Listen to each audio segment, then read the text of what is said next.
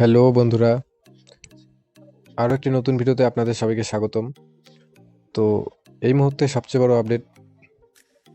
তো বন্ধুরা, কৃষক বন্ধু প্রকল্পের কিন্তু স্ট্যাটাস পরিবর্তন হওয়া শুরু করে দিয়েছে। অর্থাৎ আর কিছুদিনের মধ্যেই কিন্তু কৃষক বন্ধু প্রকল্পের টাকা সবাই অ্যাকাউন্টে পাওয়া শুরু করবে। তো চলুন বেশি দেরি না করে ভিডিওটি শুরু করা যাক। তো আজকে আমরা দেখব কিভাবে আপনি আপনার মোবাইল ফোনের মাধ্যমে খুব সহজে আপনার কৃষক বন্ধু প্রকল্পের স্ট্যাটাসটি চেক করবেন। অর্থাৎ আপনি টাকা পাওয়ার যোগ্য কিনা সেটি কিভাবে চেক করবেন।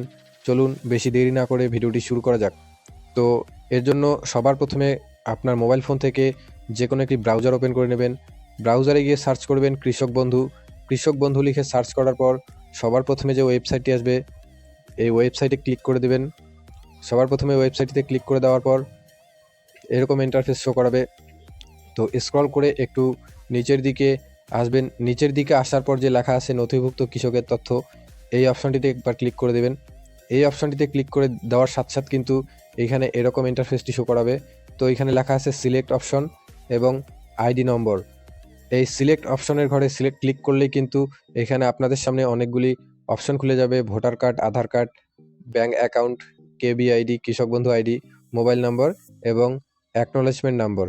তো আপনার কাছে যেই তথ্যটি আছে, তো আপনি চাইলে কিন্তু মোবাইল নাম্বারের মাধ্যমেও আপনার স্ট্যাটাসটি চেক করতে পারেন এবং আধার কার্ডের মাধ্যমেও, ভোটার কার্ডের মাধ্যমেও।